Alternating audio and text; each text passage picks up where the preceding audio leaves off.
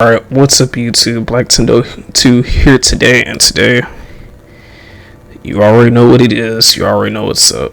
We got another build video for you guys here now. Y'all went off, y'all went crazy on the last one, so hey, you know what I'm saying? Hey, look, I'm just gonna keep pumping these out for you, but look. So spoiler alert. Alright, before we get into this build video, spoiler alert. Alright, just spoiler alert. This build goes over the end game, and it's going to show some weapons and armor and stuff. So if you don't want to see that, go ahead and click off the video now. That way nobody can say, oh, I got spoiled, or hey, you didn't tell me, you didn't warn me, like stuff like that, because I know some people do care about spoilers, and I just want to give that forewarning at the beginning. All right, now if you're still here, I'm assuming that you don't care about the spoilers and you just want to get into nitty-gritty juicy details, so I'm gonna go ahead and go over that already. So step one, here's what you're gonna want to do. So this is the weapon you'll be grabbing for the longsword. So as far as I can see, this is like the best as far as what you can work with longsword right here. If your charms are as, like, you know, unless you got guard talismans and stuff like that, if you not got, now if you got some good guard to your talismans, you can make this build better. But let's just go ahead and go over it. So you're going to want to get the fine Kimura rapier. Now you get these from doing the afflicted quest. Specifically, you're going to need the afflicted pelt.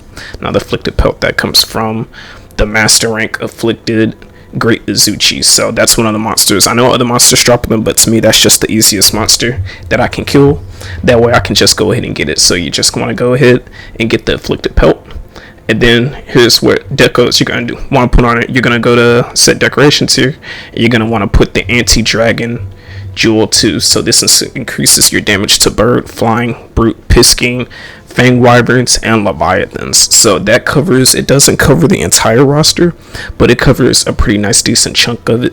And as far as I can see, this is the best slot in that you want to slot into that. Alright, and then we're just going to go ahead and go over the armor here. So the armor that we're wearing today, if we go to equipment info, you're going to be wearing the Kaiser crown. So that's the Teostra headpiece. You're going to be wearing the Barioth LX, the Regios Van braces. So the Regios Van braces, the reason that I have this is because so that way I can get that Handicraft 3. Handicraft 3, I think, in my personal opinion, is too good of an ability to pass up. I really like it as a skill. Longsword, you always, your sharpness is just constantly going down the tunnel. It's constantly being drained. So Handicraft 3, that's why I went with this here. You can change your arms out to something better, but I'm just explaining my reasoning for running Handicraft 3. I also like running on my sword and shield as well.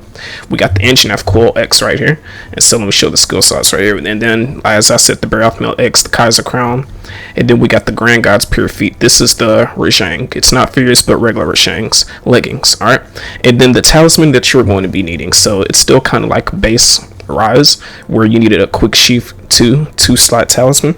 So go ahead and keep doing your meldings. I believe anybody, if you've been playing Longsword and Rise, you should have one at least by now, because these were fairly easy to get. Unless RNG was screwing you over, you would just keep doing, I believe it was the moon melding or something like that, and you would select quick sheath and you would just keep melding until you got a quick sheath level 2 slot talisman, all right, with 2 decoration slots. So that is the minimum requirement for this build right here. So unless you don't have that, then I believe you could still try to make it, but your life would just be easier if you have it. And so if we go to set decorations right here, I'm just show you the decorations that I got set up right here. And so we got 2 tenderizer jewels, and then for right here we got 3 grinder decos, and then we got another tenderizer right there. So that's how we're getting our weakness exploit level 3. We got our expert jewel right here. And then as for the arms, the Regios Van braces, you know, it doesn't have any slots, but it's giving us that level 3 handicraft, so keep that in mind. Alright, and then for the engine F, we also got another expert jewel right here. And then we got 2 attack boost charms right here as well. Not charms, but decorations right here. So all in all, once you slot all of that in, you'll be getting the crit eye level 5, attack boost 4, critical boost 3, weakness exploit level 3, the handcraft 3, quick sheath 3, speed sharpening 3, maximum might level 2, and the latent power. So technically this build is 100% affinity, but Sadly, it's not. It's 95% affinity. So I'll go ahead and walk you through that. You may be wondering, hey, Black, why is it 95% affinity? Let me walk you through it right here. So the affinity right here is 25%, but let's just go ahead and crunch the numbers real quick. All right, so it's 25%, but remember, you got to add plus 20 because we have maximum might level 2. So if you have maximum might level 2, go ahead and add 20 on whatever your affinity is. So now our affinity is at 45, and then we add the plus 50 from weakness exploit, because remember, you're going to want to be hitting the nice juicy soft parts of a monster at all time, their weak spots. That will bring you to 95% affinity, guys. Like, it's crazy. It's actually good, and our attack goes up to 349 also. But technically this is 100% affinity, because if you look at latent power level 1 will increase our skill, will increase our affinity by 10%. But latent power, it's not reliable. So 95% affinity, but that's pretty darn good affinity right here. And so let me go ahead and go to the training area. Let me take you out to the training area, and let me tell you what switch skills you want to be running right here. All right, so I'm pretty sure if you've been Longsword and if you've been watching Team Darkside, you're already gonna know what switch skills you want to run. But this is my red scroll, blue scroll right here. So for the red scroll, you're going to want to make sure you got the double John slash, the spirit round slash combo. And this is important. So you could put this on your red skull, your blue skull, but make sure it is set up for both of them. So this is what I mean by that. So you want special sheath combo and silk bond secure slash. It is recommended, I'm recommended that you have these two switch skills on the same scroll, okay? And then on your other scroll, you want to change that to sacred sheath combo and soaring kick. So one scroll, my red scroll here, this could be your blue scroll, doesn't matter, but one scroll, this scroll is around getting my gauge up, leveling up my spirit gauge. So we got the special seed combo, so that way I can just more easily level up my gauge, and the silk by secure slash. And then this scroll, the blue scroll, this is extended around spending my spirit gauge. So I have my soaring kick, my Helmbreaker, and I have my sacred sheath combo. Okay, so make sure you have one scroll to gain gauge and one scroll to spend gauge. All right, simple enough, right? And so yeah, that's pretty much it. Like your game plan is just to go in, you know, you just go to town on a monster, you just attack them, you know, you do your silk bind secure slash, you're getting all that in, just fighting the monster, just getting this leveled up. And then I'm not doing another silk bind right here because I believe our silk binds will be on cooldown. My wire books will be on cooldown right there, and then boom, once you go in red, now you can either do Helmbreaker right here. Helmbreaker is still good, even though it did get nerfed. Helmbreaker is still a good viable option.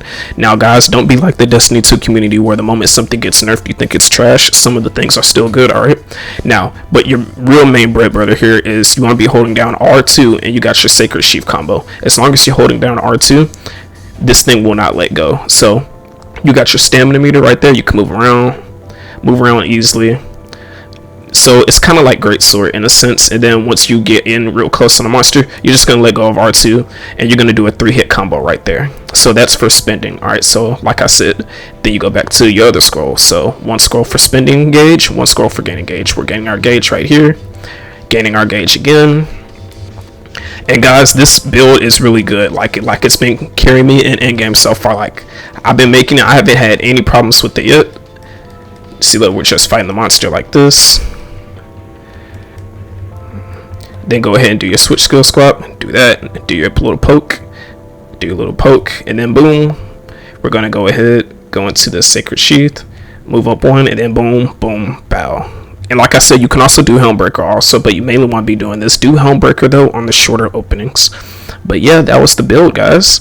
And so I guess the last thing I can do here to make sure that I don't leave you guys completely astronomically drained, as I said, remember, to get the afflicted pelts you have to fight afflicted Azuchi. So let me just show you right here. So afflicted Azuchi, you go to anomaly quests, he's right here. Afflicted great Azuchi, real easy as soon as you unlock anomaly once you hit master rank 10. And then I can show you the armor. And so the armor is pretty cutthroat and dry. So you know that you got the Grand God's Pier, so you want to make his feet. Like I said, you want to make the Rajang feet, so get the Rajang feet. They're really good. I recommend you getting them. And of course, Teostra helmet is going to dominate the meta once again because it has 3 levels of crit eye and 1 level crit boost.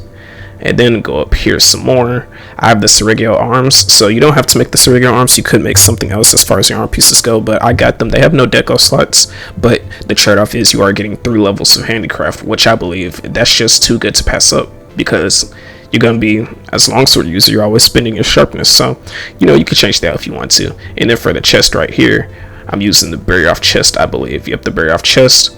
It gives 1 level of quick sheath and maximum might. So if you got a quick sheath level 2 slot decoration charm, and then you have this, you will have quick sheath level 3 right off the gate. And this is where maximum might is coming in from. All right, so I showed you guys the build, I showed you guys all the materials, how to get the build. And so yeah, thanks you guys for tuning in to this video. This is Black Tendo 2, and I'm gonna sign off right here. And if you could like, comment, subscribe, all that fun stuff, it'll be greatly appreciated. Not necessary, but you know, make sure all you guys are having good hunts, happy hunting, and all that. And see you guys later, and I hope you yourselves have a damn good one.